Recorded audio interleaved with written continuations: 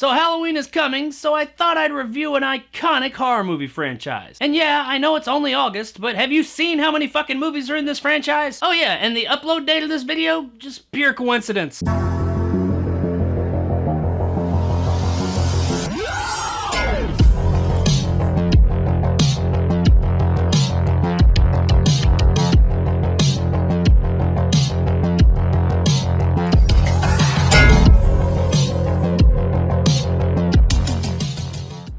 Friday the 13th, which came out on May 9th, by the way. Missed Opportunity is brought to us by director Sean S. Cunningham and stars Betsy Palmer, Adrian King, and Kevin Bacon. So what can I say about Friday the 13th that everybody doesn't already know? Not much, really, but I'm hard-headed, so I'll try anyway. Friday the 13th is one of the most iconic slasher horror franchises ever made. But back in 1980, it was before all of that. It was before Jason Voorhees. It was before the hockey mask. It was before everything that we know about this franchise. Back then, it was just the little trashy slasher movie that could. And boy did it could. It ended up spawning 11 sequels, a TV show, and creating one of the most iconic horror characters ever. Now before I get into my thoughts about Friday the 13th, I want to let everybody know I am going to be talking spoilers. And it seems odd to sit here and give a spoiler warning for a 40-year-old movie, and you would think that most people know about the twist in Friday the 13th. But I have found that there are actually a good number of people that don't know about the Friday the 13th twist, the first Friday the 13th. If you're one of those people, if you're someone who's never seen the first Friday the 13th and you don't know what it's all about, I implore you to stop this video now, go watch the movie, and then come back and give me a second view.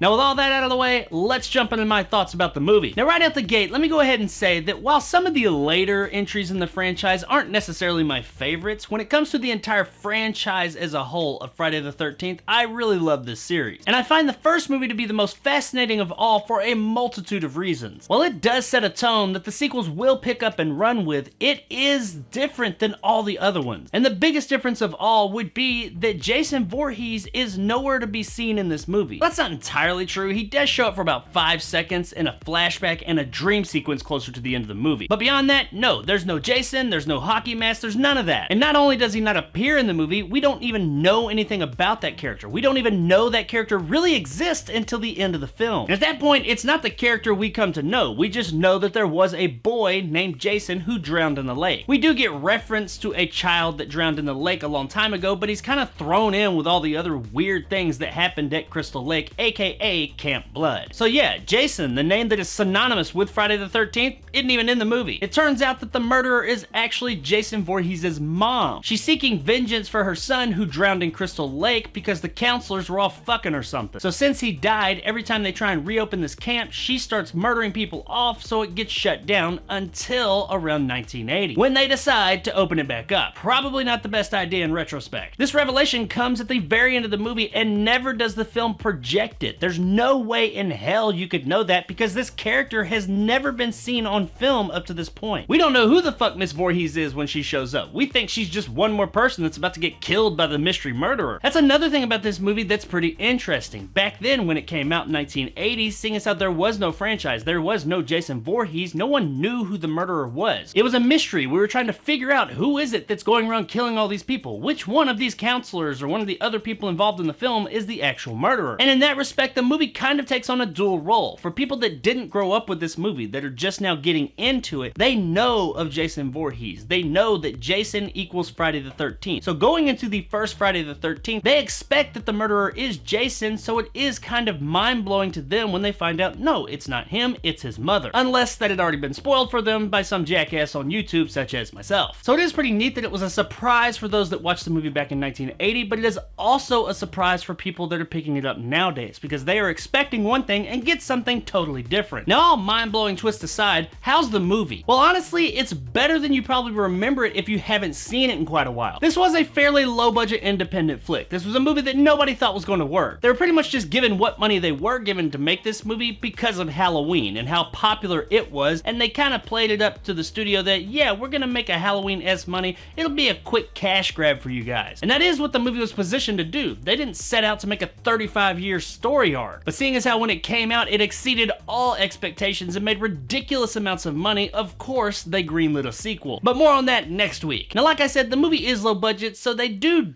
what they can with what they got. We get some decent gore with some pretty good effects, especially for 1980. Nothing too flashy though. There is a whole lot of stabby and slicey this time around. However, we do get a pretty neat looking axe to the face, and we see the beginnings of those really interesting, creative Friday the 13th kills. Kevin Bacon gets an arrow slowly shoved through his neck from behind, and also we get a pretty neat beheading in the end. Overall, nothing too flashy. They just didn't have the money for it, but what we do get looks really good due to the awesome effects of a then young Tom Savini. And while we do get a bit of gore, this is nothing that gorehounds are really gonna bat an eye at. This movie is much more about starting the franchise that got that whole gore revolution going on of the 80s. So since they didn't have a whole lot in the way of money and they couldn't do anything too flashy, they are forced to fall back on the story a bit. And the story here is fairly simple. However, the performances are actually a lot better than I remember them being. In fact, from what I remember of the rest of the series, now granted it's been a while since I've seen them all, but from what I remember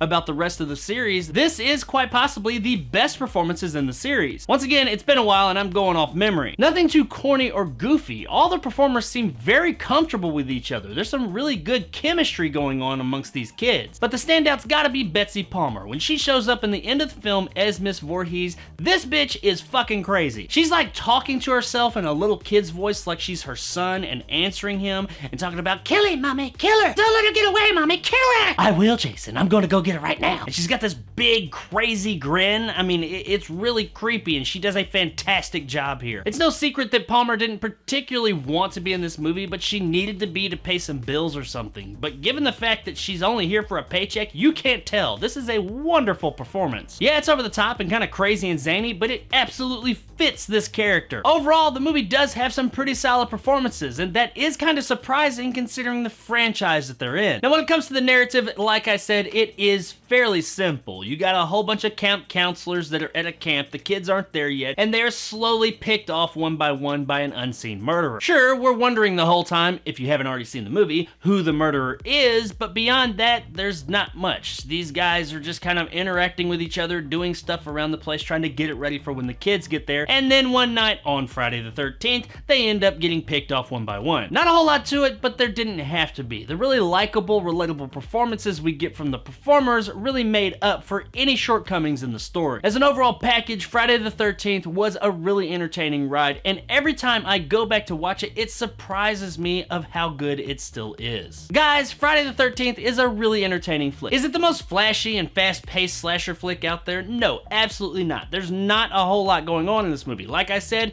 you got counselors, you got murderer, slowly picked off one by one, and then you got a banger of a twist in the end, which granted does kind of put a nice little bow on everything. It's the beginning of an iconic franchise, but it is also able to stand on its own 2 feet. It can seem a bit dated and low budget at times, but it is still an extremely well-made movie, and it is absolutely worth a buy. Do it! Do it! Show me the money! Do it! You motherfucker! So, Show me the money! do it! Every time I go back to this movie, I am surprised again and again by how well it continues to hold up. So if you've seen Friday the 13th before, then go watch it again. But if you've never seen it, for the love of God, go find this movie right now, pay for it, take it home, watch it, and I guarantee you will have a great time with it. So there it is, guys, my review of Friday the 13th. If you enjoyed and want more content like this, hit that subscribe button and help my little channel grow. If you want to help out the channel, check out my Patreon in the description below and become a jarhead and get some of the awesome benefits that go along with that, like these guys. And possibly join my top tier and become a bad motherfucker like my man Greg. If you liked what I had to say, give me a like. If not, let me know in the comments below why. And as always, stay sexy, Crystal Lake. Friday the 13th.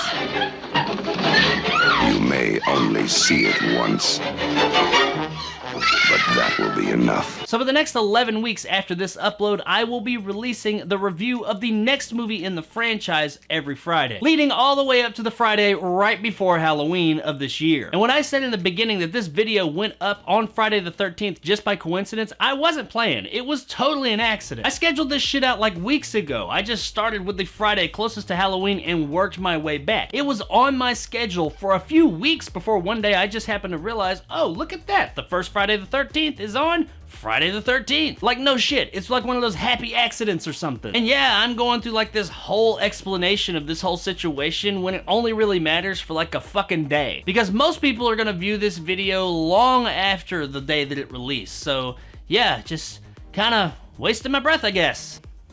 Story of my life.